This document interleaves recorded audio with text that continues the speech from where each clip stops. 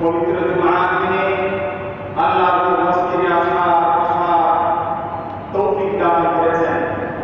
সেজন্য আসুন মহিয়ান আকাশ চুম্বি সুচ্চ ক্ষমতার মালিক আল্লাহ দরবারে শুকরিয়া দান করি আলহামদুলিল্লাহ। লা তুকরু সালাম আল্লাহর হাবিব তাজদার মদিনা হুজুর আকরাম নূরে মুজাসসাম سيدنا سيد العالمين حضرت محمد مصطفى صلى الله عليه وسلم قدم मुबारक। সম্মানিত হাজির, আজকে জুমার খুতবার প্রারম্ভিক আলোচনায় যে বিষয়ে আমি আলোচনা করব সেটা হচ্ছে তাহারা এবং নাজাফত, পবিত্রতা এবং পরিষ্কার পরিচ্ছন্নতা বিষয়ে। তার আগে ভূমিকাতে একটি কথা বলতে চাই। বর্তমান পৃথিবীর সবচেয়ে burning issue, talk of the world, বিশ্বের বর্তমানে সবচেয়ে বেশি সমালোচিত যে বিষয় সেটি হচ্ছে জঙ্গি ইসরায়েল কর্তৃক নিরীহ ফিলিস্তিনি মুসলমানদের উপরে জঙ্গি আগ্রাসন। পৃথিবীর কোন বাধা, পৃথিবীর কোন নিন্দা, পৃথিবীর কোন আপত্তি যেন তাদেরকে থামাতে পারছে না, তাদের কিছু চেপে ধরতে পারছে না। আসলে ইহুদি জাতি যারা, ইহুদিরা হচ্ছে হাটতেরা জাতি, সেটা এখন থেকে নয়। ইহুদি এটা তাদের কনভার্টেড না, তাদের মূল পরিচয় হচ্ছে বনি ইসরাইল।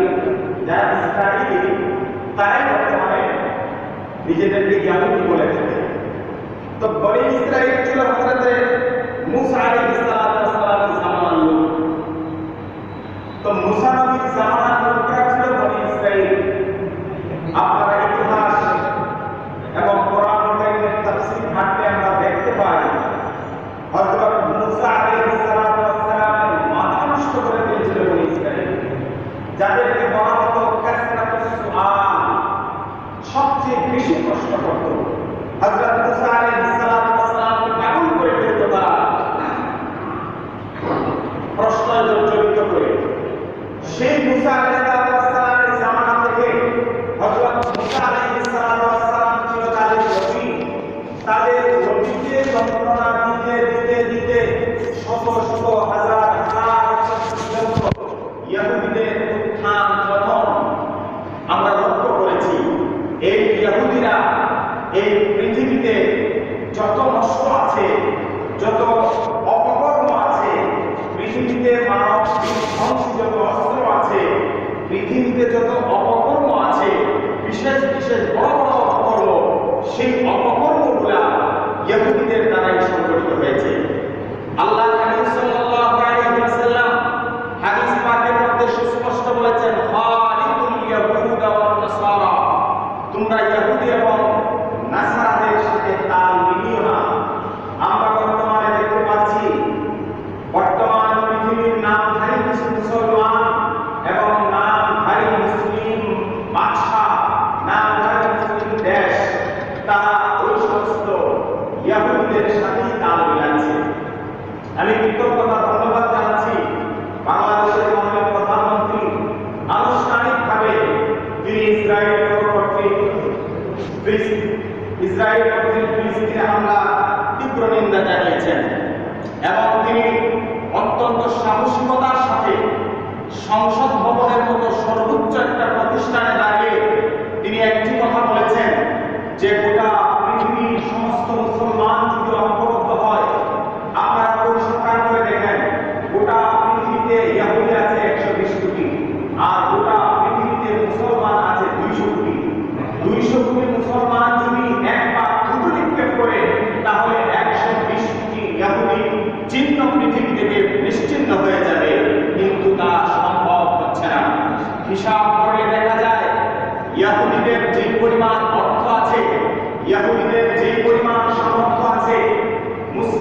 বিশ্বের যে পরিমাণ অর্থ আছে তার 1000 ভাগের 1 ভাগ অর্থ এবং সামর্থ্য ইহুদিদের নেই।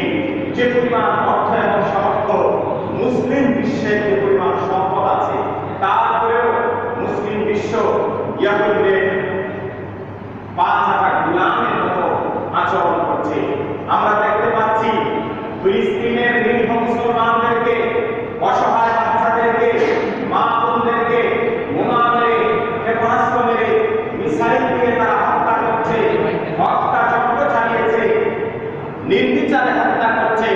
এদিকে নাম জানি সৌদি আরব নামক সৌদি আরবের সেই কুখ্যাত মুনাফিক ইসরায়েলের সাথে কূটনৈতিক সম্পর্ক জোরদার করছে। এর চেয়ে বড় মুনাফিকি এই পৃথিবীতে আর কিছু হতে পারে না। আমরা সৌদি আরবের চরিত্র পরিষ্কার হয়ে গেছে। আমি প্রায় সময় সৌদি আরবের সমালোচনা করলে অনেকে আমার সমালোচনা করেন যে সৌদি আরবের সমালোচনা করেন কেন। আমি একটা কথা খুব কঠিনভাবে বলে থাকি, সৌদি আরবের বর্তমান যে চরিত্র মুসলমান প্রেক্ষাপটে মুসলিম বিশ্বের সাথে তার যে সম্পর্ক, সৌদি আরবে যদি মক্কা আর মদিনা না থাকতো তাহলে মুসলমানরা সৌদি আরবে থুতু ফেলার জন্য যেত না। সৌদি আরবে শুধুমাত্র মুসলমান যাচ্ছে মক্কা এবং মদিনাতুল মুনাওয়ারা হারামাইন শরীফাইন, সেই মক্কা সেই সৌদি আরবে আজই যায় মুসলিম বিশ্বের মুসলমানগণ সৌদি আরবে সেখানে যাচ্ছে, অথবা থুতু নিক্ষেপ করার জন্য সৌদি আরবের দিকে মুসলিম বিশ্ব থাকা না। যাই হোক, আমরা সৌদি আরবের চরিত্র মুসলিম বিশ্বের কাছে সম্প্রতি ঘটনার দ্বারা আমরা সুস্পষ্ট বুঝতে পেরেছি। আমরা বাংলাদেশ থেকে সরকারের পক্ষ থেকে নিন্দা গিয়েছে এবং আমাদের বাংলাদেশের মানুষের উচিত সরকারের সেই নিন্দাকে সাপোর্ট দেয়া। সরকারের সেই নিন্দাকে যদি আমরা সাপোর্ট দিই, প্রধানমন্ত্রী সেই কথাকে আপনারা দেখেছেন ফিলিস্তিনের রাষ্ট্রদূত তিনি খুব বজ্রকণ্ঠে বলেছেন যে বাংলাদেশের প্রধানমন্ত্রী যে সাহসিকতা নিয়ে তীব্র নিন্দা জানিয়েছেন, মুসলিম বিশ্বের অনেক বাংলাদেশের চেয়েও প্রভাবশালী, বাংলাদেশের প্রধানমন্ত্রীর চেয়েও প্রভাবশালী মুসলিম বিশ্বের অনেক নেতাদের সাহস হয় নাই ইসরায়েলের বিরুদ্ধে নেতৃত্ব করা, ইসরায়েলের বিরুদ্ধে নিন্দা জানাবার, কিন্তু বাংলাদেশ থেকে সেই নিন্দা গিয়েছে। আমরা বাংলাদেশের জনগণ যদি সরকারের সাথে সেই নিন্দা সমর্থন জ্ঞাপন করি, তখন সরকারের সেই নিন্দা প্রস্তাবটা আরো জোরদার হবে, আরো মজবুত হবে। সম্প্রতি আজকে আমরা যেটা শুনেছি ইসরায়েলের পক্ষ থেকে তারা যুদ্ধবিরতির একটা চিন্তাধারা করতেছে, কারণ তাছাড়া কোনো উপায় নাই। আমরা দেখতে পেরেছি সম্প্রতি আপনার বিভিন্ন মুসলিম বিশ্বের বিভিন্ন দেশ ফিলিস্তিনের সাথে একাত্মতা পোষণ করে ফিলিস্তিনকে সমর্থন দিচ্ছে। ইসরায়েল এমন একটা রাষ্ট্র, ইসরায়েল এমন একটা ছোট্ট রাষ্ট্র, চিন্তা করা যায় না যে এত ছোট্ট একটা রাষ্ট্র কিভাবে তারা গোটা পৃথিবীর উপরে খবরদারি করছে। ইসরায়েল শুধু ফিলিস্তিনের উপরে খবরদারি করছে না, ইসরায়েল লাঠি নাড়াচ্ছে আমেরিকার উপরে, আমেরিকার মাথার উপরে লাঠি নাড়াচ্ছে। আপনার ভারতকে পরিচালনা করছে ইসরায়েল। ইসরায়েলের যে বিভিন্ন সংস্থা আছে, ইসরায়েলের বিভিন্ন গোয়েন্দা সংস্থা আছে, ওই সমস্ত সংস্থা গোটা পৃথিবীর পরাশক্তির, পশ্চিমা শক্তির উপরেও, ইউরোপীয় শক্তির উপরেও ইসরায়েলের সেই কর্তৃত্ব এবং তাদের যে খবরদারি এবং তাদের যে সেই নেতৃত্ব আমরা লক্ষ্য করতে পারছি। কিন্তু ইসরায়েলের সেই রক্তচক্ষুকে আমরা বাংলাদেশ কোনোদিন ভয় করি না, আমরা বাংলাদেশ কোনোদিন পাত্তা দেই না। বাংলাদেশের সাথে ইসরায়েলের কোনো সম্পর্কই নেই, বাংলাদেশের সাথে ইসরায়েলের কোনো কূটনৈতিক সম্পর্কই নেই। আপনারা জানেন 1971 সালে বাংলাদেশ যখন স্বাধীন হয়েছিল, খুব সম্ভব 1973 সালের ডিসেম্বর মাসে, যত সম্ভব 73 সালের ডিসেম্বর মাসে ইসরায়েল এর পররাষ্ট্র মন্ত্রণালয় থেকে বাংলাদেশে স্বাধীনতার স্বীকৃতি স্বরূপ তারা একটা স্বাধীনতার স্বীকৃতি পত্র পাঠিয়েছিলেন। তৎকালীন সময়ে বঙ্গবন্ধু শেখ মুজিবুর রহমান তিনি বলেছিলেন, তুমি যে অবৈধ রাষ্ট্রের স্বীকৃতি দিয়ে আমি বাংলাদেশের সংসদে বসতে চাই না, আমি তোমার স্বীকৃতির প্রয়োজন নাই। তিনি তখন স্বীকৃতিকে প্রত্যাখ্যান করেছেন। ইসরায়েলের স্বীকৃতিকে বাংলাদেশ তখনই রিসিভ করে নাই। সুতরাং এখন আমাদের প্রয়োজন, এখন আমাদের দরকার ইসরায়েলকে বয়কট করা, ইসরায়েলি পণ্য বয়কট করা। আপনারা দেখেন একটা জিনিস, আপনারা বলতে পারেন যে আমরা এখানে একটা মিছিল করে, একটা মানববন্ধন করে, একটা প্রতিবাদ করে আমি কি করবো?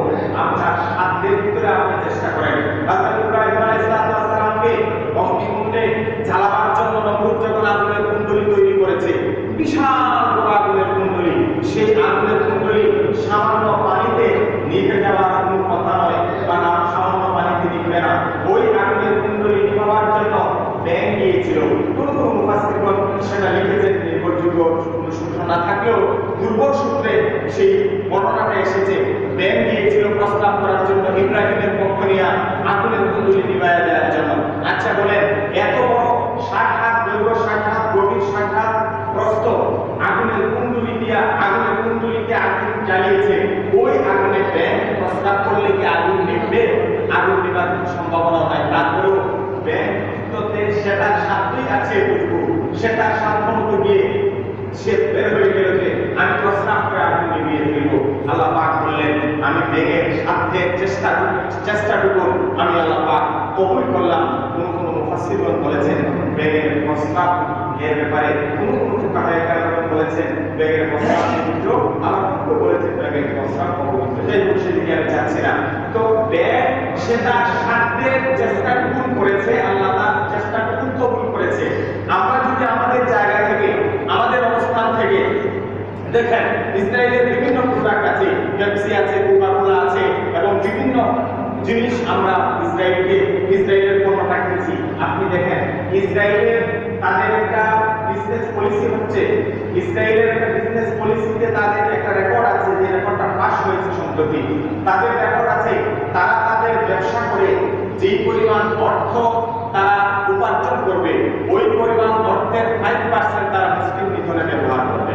এখন আপনি চিন্তা করেন, আপনি যে তার জন্য তাকে 100 টাকা লাভ দিচ্ছেন, ওই 100 টাকা থেকে 500 টাকা দিয়ে আমার জন্য সে গুলি কিনবে, যে গুলিটা আমার বুকে চলবে। ওই টাকাটা জোগাড় দিচ্ছি কিন্তু আমি মুসলমান, ওই টাকা দিয়েই আমি মুসলমানের উপরে গুলি ছুটবে, ক্ষেপণাস্ত্র ছুটবে, বোমা মারবে, বিমান হামলা করবে। সেজন্য আমাদের জায়গা থেকে আমাদের উচিত হচ্ছে ইসরায়েলি পণ্যকে আমরা বয়কট করব।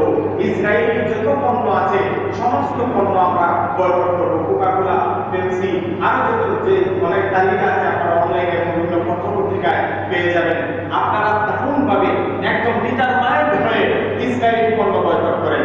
ইসরায়েলি পণ্য ছাড়া যদি আপনি কোনো পানি না পান, আপনি পানি না খেয়ে মরে যান, তারপরেও আপনি ইসরায়েলি পণ্য আপনি গ্রহণ করবেন না। ইসরায়েল ব্যবসা বাণিজ্যের মাধ্যমে তাদের আর্থিক স্বাবলম্বিতা অর্জন করে আজকে তারা মুসলমানদেরকে নিধন করতে যাচ্ছে। মুসলমানদেরকে আমি আমার আলোচ্য বিষয়ের মধ্যে আসতে দিতে পারবো না, ভূমিকাটি আমার কথা শেষ হয়ে যাবে। পরিষ্কার পরিচ্ছন্নতা নিয়ে প্রয়োজন আগামী জমাতে কথা বলবো। তো ইসরায়েল ফিলিস্তিনের মধ্যে আক্রমণ করছে। ফিলিস্তিন বাইতুল মুকাদ্দাস, এটা এমন একটা জায়গা, বাইতুল্লাহ, কাবা ঘর, এটা হচ্ছে একজন নবীর কিবলা। আমাদের নবী মুহাম্মদ রাসূলুল্লাহ সাল্লাল্লাহু আলাইহি ওয়াসাল্লাম ওনার উম্মতের কিবলা। আর বাইতুল মুকাদ্দাস হচ্ছে 1,24,000 পয়গম্বরের কিবলা। সুবহানাল্লাহ, 1,24,000 পয়গম্বর আল্লাহ পাক যাদেরকে পাঠিয়েছেন এই দুনিয়াতে দ্বীনের দাঈ হিসেবে, দ্বীন প্রচার করার জন্য, সমস্ত নবী রাসূলগণের কিবলা ছিল বাইতুল মুকাদ্দাস। বাইতুল মুকাদ্দাসকে কিবলা করে তারা ইবাদত বন্দেগী করেছে। এবং আমাদের রাসূল করিম সাল্লাল্লাহু আলাইহি ওয়াসাল্লাম তিনিও বাইতুল মুকাদ্দাসকে কিবলা করে তিনি নামাজ পড়েছেন। উনি হিজরতের পূর্বে রাসূল করিম সাল্লাল্লাহু আলাইহি ওয়াসাল্লাম 17 থেকে 18 মাস পর্যন্ত তিনি বাইতুল মুকাদ্দাসকে কিবলা করে তিনি নামাজ পড়েছেন। বিষয়টা এমন হয়েছে যে ভৌগোলিক অবস্থানের দৃষ্টিকোণ থেকে বাইতুল মুকাদ্দাস হচ্ছে মক্কাতুল মুকাররমা থেকে উত্তর দিকে এবং মদিনাতুল মুনাওয়ারা উত্তর দিকে। মক্কা থেকে উত্তরে এবং মদিনা থেকেও উত্তরে হচ্ছে বাইতুল মুকাদ্দাস। তো আল্লাহর নবী সাল্লাল্লাহু আলাইহি ওয়াসাল্লামের কিবলা যখন বাইতুল মুকাদ্দাস, তখন আমার নবীজির মনটা কিন্তু লেগে থাকতো যে এই বাইতুল্লাহ কাবাটাকে যদি আমি সামনে রেখে নামাজ পড়তে পারতাম তাহলে আমার একটা মনে তৃপ্তি আসতো। কিন্তু কাবা তো আর কিবলা নয়, কাবাকে তো আর সামনে রেখে নামাজ পড়তে পারি না, আমাকে তো সামনে রাখতে হবে বাইতুল মুকাদ্দাস। তারপরেও আমার নবীজি একটা চেষ্টা করতেন। চেষ্টাটা কিভাবে করতেন একটা জিনিস চিন্তা করেন।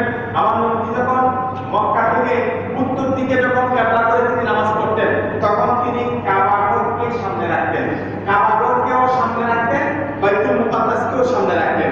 দুটোটাকেই তিনি সামনে রেখে নামাজ পড়তেন। কাবাকে সামনে রাখতেন, তিনি কাবাকে সম্মান দিতেন। আমার বাপ দাদা সেই বাইতুল্লাহ তৈরি করেছে। ইন্না আওয়ালা বাইতুল লিল নাস লাল্লাযী বিবাক্কাতা মুবারাকা, পৃথিবীর সবচেয়ে প্রথম যে ঘর বরকতপূর্ণ সেই ঘরটা মক্কা নগরীতে, পরবর্তী যে নগরীর নাম মক্কা হয়েছে ওই নগরীতে অবস্থিত। আমার নবীজি মক্কাকে যখন ছিলেন তখন তিনি কাবাঘরকেও সামনে রাখতেন সম্মান হিসেবে, সম্মান স্বরূপ, আর বাইতুল মুকাদ্দাসকে সামনে রাখতেন কিবলা স্বরূপ। তো আল্লাহ হাবিব সাল্লাল্লাহু আলাইহি ওয়াসাল্লাম মক্কি জিন্দেগিতে হিজরতের পূর্বে এভাবে তিনি নামাজ পড়তেন।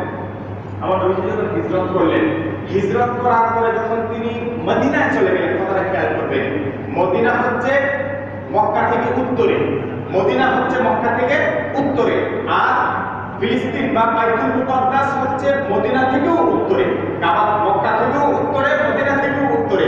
এখন আমার নবী যখন মদিনাতুল মুনাওয়ারাতে গেছেন, এখন তো তিনি আর ইচ্ছে করলেও কাবাকে সামনে রাখতে পারেন না, কাবাটা এখন দক্ষিণ দিকে পেছনে পড়ে যায়, কিন্তু কিবলা তো আমাদের বাইতুল মুকাদ্দাস, বাইতুল মুকাদ্দাসের দিকে মুখ করে তাকে নামাজ পড়তে হয়, কাবা চলে গেছে পেছনে। আল্লাহ রাসূল সাল্লাল্লাহু আলাইহি ওয়াসাল্লাম আল্লাহর হুকুমে তিনি নামাজ পড়েছেন 8 মাস পর্যন্ত বা 6 মাস পর্যন্ত হিজরতের পরে আমার নবী এভাবে নামাজ পড়েছেন।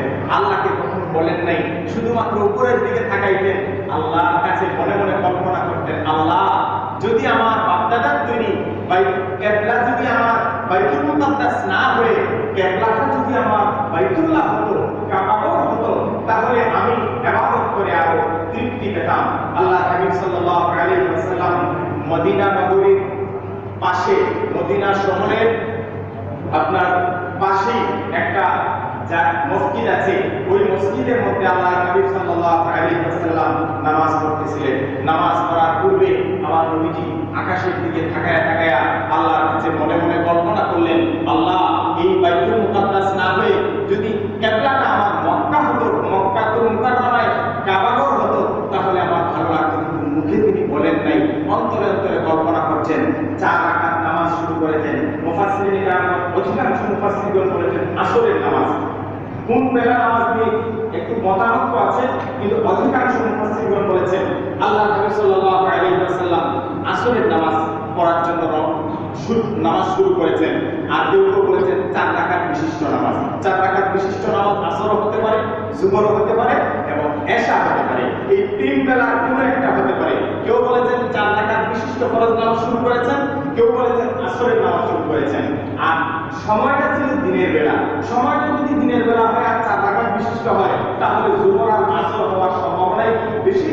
আর অধিকাংশের মত হচ্ছে আসরের নামাজ। আমার নবী আসরের নামাজ পড়ার জন্য শুরু করেছেন।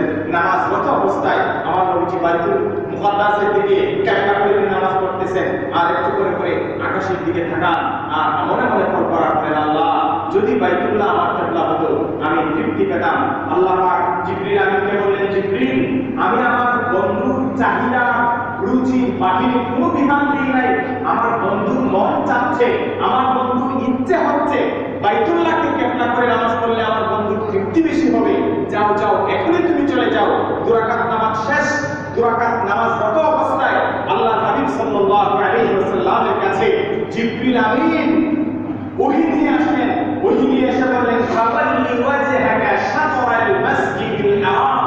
দোস্ত, আপনার আল্লাহ আপনার মনের অনুভূতি বুঝতে পেরে আপনার অনুভূতিকে আল্লাহ কবুল করেছেন। আল্লাহ বলেছেন এই মুহূর্তে নামাজরত অবস্থাতেই আপনি আপনার কিবলাকে বাইতুল মুকাদ্দাস থেকে আপনার কিবলাকে আপনি বাইতুল্লাহ আল্লাহর ঘর কাবা ঘরের দিকে আপনি ঘুরিয়ে ফেলেন। সুবহানাল্লাহ, সুবহানাল্লাহ। আল্লাহর হাবিব সাল্লাল্লাহু আলাইহি ওয়াসাল্লাম বাইতুল্লাহর দিকে কিবলা করলেন। যে মসজিদে, ওই মসজিদে আমি গিয়েছি, ওই মসজিদের এরকম মেম্বর হচ্ছে 2টা, ওই রকম মেহরাব হচ্ছে 2টা। অর্থাৎ যখন বাইতুল মুকাদ্দাসের দিকে যখন কিবলা ছিল, তখন ছিল ওই মসজিদের মেহরাবটা ছিল উত্তর দিকে, মসজিদের উত্তর পাশে। যখন বাইতুল্লাহর দিকে যখন কিবলা হয়ে গেল, তখন ওই মসজিদের মেহরাবটা চলে এসেছে মসজিদের দক্ষিণ দিকে। পুরোনো মেহরাব এখনো পর্যন্ত আছে এবং ওই মসজিদের নামকরণ করা হয়েছে মসজিদে দুল কিবলাতাইন, 2 কিবলার মসজিদ। অর্থাৎ এটা এমন একটা মসজিদ যে মসজিদে আমার নবী এইদিকেও নামাজ পড়েছেন বাইতুল মুকাদ্দাসকে কিবলা করে, উত্তর দিকে দক্ষিণ দিকেও তিনি নামাজ পড়েছেন বাইতুল্লাহকে কিবলা করে। একটা জিনিস খেয়াল করবেন, বাইতুল মুকাদ্দাস কিবলা ছিল। আল্লাহ নবী সাল্লাল্লাহু আলাইহি ওয়াসাল্লামের জামানায় বাইতুল মুকাদ্দাস থেকে কিবলাটা সরে গেল বাইতুল্লাহর দিকে। অর্থাৎ একটা জায়গা যখন কিবলা হিসেবে থাকবে, এটা থাকবে গোটা মুসলমানদের কেন্দ্রবিন্দু।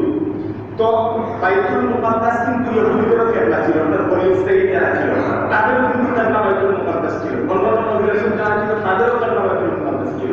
এবং তৎকালীন সময়ে ইহুদিদের মোটামুটি একটা কেন্দ্রবিন্দু ছিল বাইতুল মুকাদ্দাস, তখন তারাও ওইটাকে সম্মান করতো। এটা কিন্তু মুসলমান, ইহুদি, খ্রিস্টান এই তিন জাতির সম্মানের জায়গা হচ্ছে কিবলা। কারণ হযরত মুসা আলাইহিস সালাম তারও কিবলা ছিল বাইতুল মুকাদ্দাস, হযরত ঈসা আলাইহিস সালাম তারও কিবলা ছিল বাইতুল মুকাদ্দাস, এবং রাসূল করিম সাল্লাল্লাহু আলাইহি ওয়াসাল্লাম উনারও কিবলা ছিল বাইতুল মুকাদ্দাস। কিবলা ছিল বাইতুল মুকাদ্দাস ছিল কেন্দ্রবিন্দু মুসলমানদের। যখন আমার নবীজি কিবলাটা পরিবর্তন করে যখন তিনি বাইতুল্লাহ থেকে করে ফেললেন, তখন থেকে ইহুদিদের মনে একটা বিষ লেগে গেল যে সারা জীবন সমস্ত নবী রাসূলগণ যে বাইতুল মুকাদ্দাসকে কিবলা বানায় নামাজ পড়েছেন, ইবাদত বندگی করেছেন, আজকে আব্দুল্লাহ পুত্র মুহাম্মদ এসে সেই কিবলাকে পরিবর্তন করে বাইতুল্লাহ দিকে নিয়ে গেল, মুসলমানদেরকে বাইতুল্লাহ মুখী করে ফেলল, কাবা মুখী করে ফেলল। ওই মুসলমানদেরকে আমরা আর ফিলিস্তিনের বাইতুল মুকাদ্দাসে ঠাঁই দেব না। সূত্রপাত শুরু হয়ে গেল তখন থেকে, তখন থেকেই শুরু হয়ে গেল। যারা আমাদের বাইতুল মুকাদ্দাস থেকে যারা মুখ ফিরিয়ে ফেলে দিয়েছে, মুখ ফিরিয়ে নিয়েছে, কিবলাটাই পরিবর্তন করে দিয়েছে, সুতরাং ওই মুসলমানদেরকে আমরা আর বাইতুল মুকাদ্দাসের দিকে ঝুঁকতে দিব না, ওইখানে আর তাদেরকে নেতৃত্ব দিব না। শুরু হলো সূত্রপাত।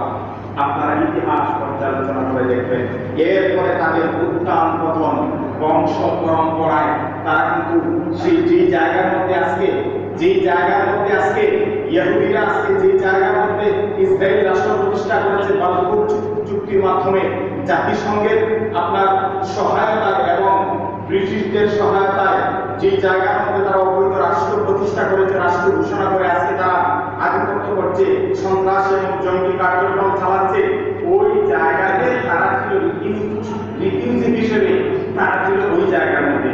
আসলে হিটলার কোনদিন কি ইহুদিদেরকে হত্যা করেছিল? হিটলার মৃত্যুর পূর্ব মুহূর্তে সে একটা চিরকুট লেগে গিয়েছিল।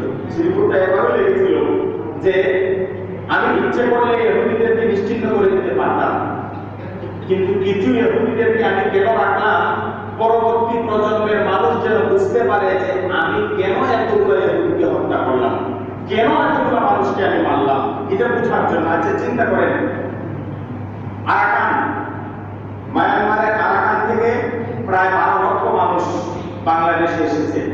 বাংলাদেশের মানুষ, বাংলাদেশ সরকার আমরা তাদেরকে থাকতে দিয়েছি, পড়তে দিচ্ছি, খেতে দিচ্ছি, সম্পূর্ণ আমাদের করুণা, আমাদের দয়া এবং আমাদের সহানুভূতি তারা তাদের জীবন জীবিকা নির্বাহ করছে।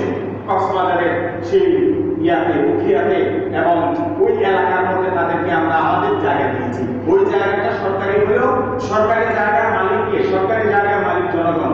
ওই জায়গার একটা অংশদারিত্ব আমারও আছে, আপনারও আছে, প্রজাতন্ত্রের সকল জনগণের সরকারি সম্পত্তিতে অংশীদারিত্ব আছে। এটি প্রজাতন্ত্রের সিস্টেম। অর্থাৎ আমি আমার জায়গা তাদেরকে দিয়েছি, এটা দিচ্ছি, আমার সম্পদ দিচ্ছি, আমার দেশের আলু বাতাস খাচ্ছে, আমরা আমাদের নিজের জামা তুলে তাদেরকে দিয়েছি, আমরা তাদেরকে চাল ডাল কিনে দিয়েছি, যদিও বিভিন্ন দেশ থেকে আসতেছে, সাধ্যের ভিতরে আমরাও দিচ্ছি। এখন তারা আমাদের দয়া তারা বেঁচে আছে, আমাদের দয়া তারা বসবাস করতেছে।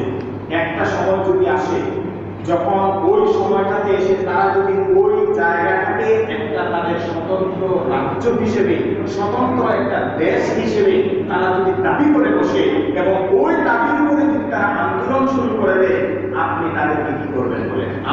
বাংলাদেশ সরকার এবং আমরা যারা তাদেরকে দয়া করে থাকতে করতে দিয়েছি, তখন আমাদের অনুভূতিটা কেমন হবে? খেয়ে ফেলতে ইচ্ছে করবে না যে আমরা তাদেরকে দয়া করে থাকতে দিলাম, করতে দিলাম, এখন তোরা যদি তোদের স্বাধীনতা চাস এবং আমাদেরকে তোরা যদি এখন বের করে দিতে চাস, তোদের মতো নিমখা আর তোদের মতো নির্লজ্জ, তোদের মতো এত বড় অসভ্য জাতি এই পৃথিবীতে আর হতে পারে না। ইহুদিদের বেলায় ইসরায়েলের প্রতিষ্ঠাটাও ঠিক তেমনি লম্বা ইতিহাস। ইসরায়েলের যে ভূখণ্ডটাতে বর্তমানে ইসরায়েলিরা বসবাস করছে, ইহুদিরা বসবাস করছে, ওই ভূখণ্ডতে তারা ছিল রিডিউসড, তারা আশ্রিত ছিল, ওই জায়গার মধ্যে আশ্রিত ছিল। তখন ওই জায়গার মোট অধিবাসীর মাত্র 3% ছিল তাদের বসবাস। তাদেরকে ফিলিস্তিনিরা দয়া করে, মায়া করে, মানবিকতার দৃষ্টিকোণ থেকে তাদেরকে একটু আশ্রয় দিয়েছিল। ওই যে হিটলার তাদেরকে গণহত্যা করেছিল, খুব লক্ষ লক্ষ মানুষকে হিটলার মেরেছিল, আর কয়েকজন মানুষ হিটলার বাঁচায়া ওই ফিলিস্তিনের ওই জায়গাটাতে তাদেরকে দিয়েছিল। আর হিটলার